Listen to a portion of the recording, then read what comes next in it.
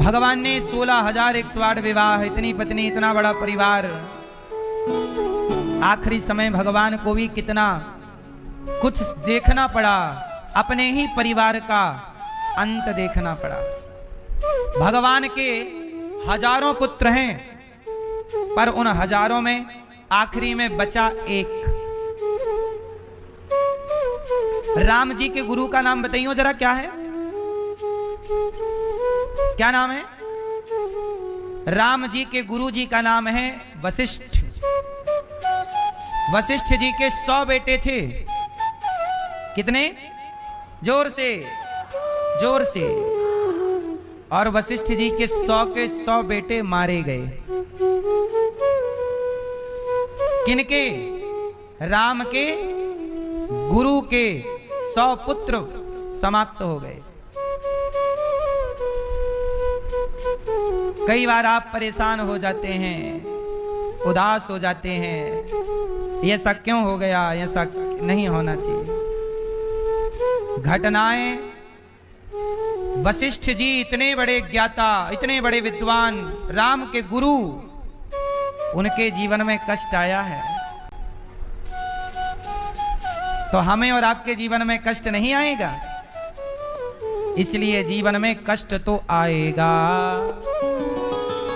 तकलीफें आएंगी, पर भगवान ने हमें क्या सिखाया है?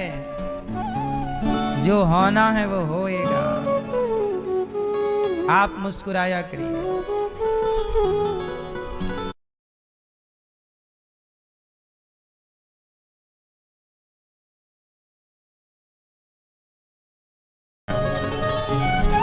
द्रौपदी के कंट्रोल में कोई नहीं है, उसके पति बुला रही हैं, आओ बचाओ, कोई नहीं आया, पर कृष्ण को कंट्रोल में कर रखा है। बुलाया, आ गए। हा नाथ हा रमण, लाज बचाई, आ गए। इसलिए कहता हूँ, जगत को खुश करने निकले हो, कोई ना खुश होगा तुमसे। जगत को क्यों खुश करते हो? जगन्नाथ को खुश करिए, भगवान को खुश करिए। भगवान खुश तो सब खुश। अब माता सती को शंकर जी ने समझाया, नहीं मानी, आप भी समझाओ। कोई नहीं माने तो छोड़ दो, ठीक है, तुम्हें जो अच्छा लगे करो। सती जी गई और सती जी ने सीता जी का रूप बनाया। सती जी ने किसका रूप बनाया? सीता जी का। और सीता जी बन करके राम के आगे खड़ी हो गई। राम किसको ढूंढ रहे हैं? सीता जी को। और सती क्या बन गई? सीता। ताकि सती परीक्षा लेंगी कि यदि ये भगवान होंगे तो हमें पहचान लेंगे कि मैं कौन हूं, और भगवान नहीं होंगे तो इन्हें लगेगा मेरी सीता मिल गई। अब राम जी के आगे जैसे ही सीता जी खड़ी हुई, मतलब सती जी सीता बनकर खड़ी हुई, तो राम जी रुक गए। तो खोज रहे थे सीता सीता, यहाँ से वहां, सामने सीता बन के सती खड़ी, स्टॉप, रुक गए राम जी। और देखकर राम जी ने प्रणाम किया, माता जी प्रणाम। अकेली भटक रही हो माँ, भोलेनाथ कहाँ हैं? अब तो माता सती के पसीने छूट गए। सती जी बोली कि आपने हमें पहचान लिया? राम जी बोले, हाँ, आप माता सती हो, आपको पहचानना कौन सी बड़ी बात है, आप तो माँ हो। मेरी पत्नी तो रावण ले गया है, आप सीता बनकर आई हो ना माँ? मेरी पत्नी, राम जी बोल रहे, मेरी पत्नी तो रावण ले गया। तो माता सती जी बोली कि जब आपको पता है कि आपकी पत्नी रावण ले गया, तो आप पागलों की तरह रो क्यों रहे हो? राम जी बोले, क्या करें, हमें रोने का शाप मिला हुआ है, हमें रोने का, हम कभी रोते नहीं हैं। तो कई बार हमारे भक्त हमें शाप दे देते हैं कि तुम तो कभी रोते नहीं, जाओ, जैसे हम रो रहे हैं तुम भी रोओगे, जाओ। भगवान को रोने का शाप किसने दिया जानते हो? नारद जी ने। एक बार नारद जी का भी मन हुआ कि हमारे भी बच्चे होते, सुंदर सी दुल्हन होती, हम भी गृहस्थ में रहते, शादी की सालगिरह मना के गुलाब गुलाब देते रहते, है ना? हमारी भी पत्नी हमारा नाम अपने हाथों में लिखवाती, हम भी उसके लिए कपड़े खरीदते, साड़ी वाड़ी घुमाते फिराते। नारद जी का भी विचार हुआ, आप लोग इतने प्रेम से रहते हो ना, नारद जी घूमते रहते हैं, तो वो आपके प्रेम को देखते होंगे, तो उनको भी लगता होगा यार हमारी भी गृहस्थी होती। एक बार नारद जी का मन गया एक विश्वमोहिनी नाम की कन्या पर। क्या नाम था? बहुत सुंदर, बहुत सुंदर। ना भूतो ना भविष्य, इतनी सुंदर धरती पर कोई स्त्री थी ही नहीं। नारद जी बोले यदि इससे मेरा ब्याह हो जाए तो बल्ले बल्ले हो जाएगी, लेकिन अपने से तो कोई ब्याह करेगा नहीं, क्योंकि अपन बुढ़े हो गए हैं। अब कौन करेगा? नहीं कहती फिर कि मैं क्या करूं राम, मुझे बुढ़ा मिल गया तो मैं बूढ़ा हूं, अब क्या करूं? तब नारद जी ने दिमाग लगाया कि क्या करूं। बोले मेरे प्रभु है ना, मेरे प्रभु से मैं प्रभु का रूप ले लेता हूं, क्योंकि मेरे प्रभु बहुत सुंदर हैं। आप मेरे को उधारी में अपना रूप दे दीजिए। गए, हे प्रभु आपकी जय हो। भगवान विष्णु से कहा नारद जी ने, प्रभु आपन रूप देव प्रभु मोही, आप जरा अपना सुंदर वाला रूप जरा मुझे दे दो। तो भगवान को लगा कि ये बोल रहे हैं अपना बंदर वाला रूप दे दो, तो भगवान ने अपना बंदर वाला रूप दे दिया, क्योंकि भगवान के तो अनेक रूप हैं। अनेक रूप रूपाय विष्णवे प्रभु विष्णवे, तो भगवान के अनेक रूप में बंदर का भी एक रूप भगवान का ही है। तो भगवान ने अपना बंदर वाला रूप नारद जी को दे दिया, और नारद जी हो गए बंदर। कैसे हो गए? अब नारद जी ने इतना देखो भगवान पे, इष्ट पे भरोसा कि मेरे प्रभु जी ने जो किया होगा सही किया होगा। और भगवान, कई बार आप कहते हो ना भगवान ने गलत किया, भगवान कभी गलत नहीं करते, जो होता है सही ही होता है। अब नारद जी बन गए बंदर, लेकिन नारद जी को भी इतना भरोसा, उन्होंने दर्पण भी नहीं देखा कि देख तो लूं मैं कैसा लग रहा हूं। दर्पण, शीशा, कांच नहीं देखा, और चले गए। विश्व मोहिनी का स्वयंवर था, स्वयंवर में माला लेके विश्व मोहिनी जा रही थी। अब नारद जी पंक्ति में आके खड़े हो गए, अपना सिर आगे, हाँ विश्व मोहिनी ने देखा, राम राम हमारे ब्याह में बंदर आए हैं। ये बंदर की डिजाइन वाला आदमी, माता ने वो लाइन ही छोड़ दी, दूसरी लाइन में चली गई। ढेर राजा बैठे थे माला लेकर। नारद जी को लगा अच्छे से देखा नहीं है, तो नारद जी यहां से उठे, वहां जाके बैठ गए जिस तरफ विश्व मोहिनी आने वाली थी। फिर नारद जी ने सिर आगे किया, हाँ विश्व मोहिनी ने माला नहीं पहनाया। तब तक भगवान श्री हरि, भगवान श्रीमन नारायण, भगवान विष्णु प्रकट हो गए, और जब प्रकट हुए तो विश्व मोहिनी ने माला पहना दिया। और जब माला पहनाया तो वहां पर शंकर जी के दो गण थे, शंकर जी के दो शिव गण, शिव के गण, वो भी वहां पर उपस्थित थे। उन्होंने नारद जी से कहा, नारद जी एक बार अपना मुंह तो चेक कर लो। तो नारद जी ने वहां पानी भरा था, तो पानी में झांक कर देखा तो उनका अपना चित्र नजर आया। अरे मैं तो बंदर हूं, बंदर जैसा फेस मेरा। और जैसे ही बंदर का, अरे अच्छा इसलिए मेरा ब्याह नहीं हुआ, मुझे बंदर बना दिया। अब बहुत क्रोध में नारद जी, मेरा एक ब्याह नहीं होने दे रहे हैं, खुद के 16,108 करे बैठे हैं, और एक मेरा हो रहा था वो भी छीन ली। क्या जरूरत थी यहाँ प्रकट होने की, माला उनको पहना दिया। ए मेरे भगवान, तुरंत गुस्से में नारद जी गए। रास्ते में भगवान विष्णु उन्हीं विश्व मोहिनी के साथ मिल गए।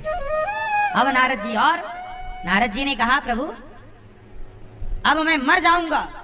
बड़े क्रोध में नारद जी, जाओ मैं आपको शाप देता हूं, आपने इतने सारे ब्याह करा रखे हैं, और मैं एक करने चला तो उसमें भी टांग अड़ा दी आपने।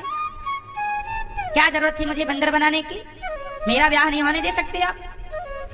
जाओ मैं आपको शाप देता हूं कि जैसे मैं बंदर बना, आपको भी बंदर बनना होगा, और जैसे मैं स्त्री के लिए रो रहा हूं, तड़प रहा हूं, आपको भी अपनी स्त्री के लिए रोना पड़ेगा। जाओ मैं आपको शाप देता हूं। का मतलब ही कली, मतलब कलह, लड़ाई झगड़ा सबसे ज्यादा या तो जुआड़ियों के बीच में होता है या शराबियों के बीच में।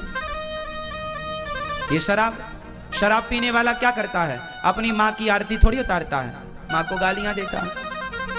पत्नी का आदर थोड़ी करता है, पत्नी के मंगलसूत्र को बेच देता है, हाँ या ना? बच्चों को पढ़ाता लिखाता थोड़ी है, बच्चों की कॉपी किताब बेच के भी पी जाता है। अभी कल मुझे एक दादी अम्मा मिल गई, 2 बच्चे लिए थी, एक लड़की थी एक लड़का था। बोले महाराज हमारा बेटा है, ये छोटे छोटे बच्चे हैं, इनकी माँ तो बचपन में ही गुजर गई। अब जो इन बच्चों का बाप है वो शराब पीता है, और उसने इन दोनों अपने छोटे छोटे बच्चों को मारा, और मैं उसकी माँ हूँ तो मुझे भी मार कर निकाल दिया, घर में किसी को रहने नहीं देता। इन बच्चों का भविष्य क्या? बोली हम लोग तीनों लोग आत्महत्या करने निकले हैं। शराबी इस तरह से प्रताड़ित करता है ना अपनी माँ को, अपने बच्चों को, अपनी पत्नी को। फिर मैंने माँ को समझाया कि माँ जैसे पढ़ाओ लिखाओ इन बच्चों को, आप समझदार हो, आपके जब तक हाथ पांव चल रहे हैं आप करो कुछ। आत्महत्या करना किसी समस्या का समाधान नहीं होता। समझाया उसके बाद वो माँ चली गई। हर ट्रेडर मार्केट की रफ्तार जानता है और ग्रो भी जानता है, इसलिए वी बिल्ट अ रिस्पॉन्सिव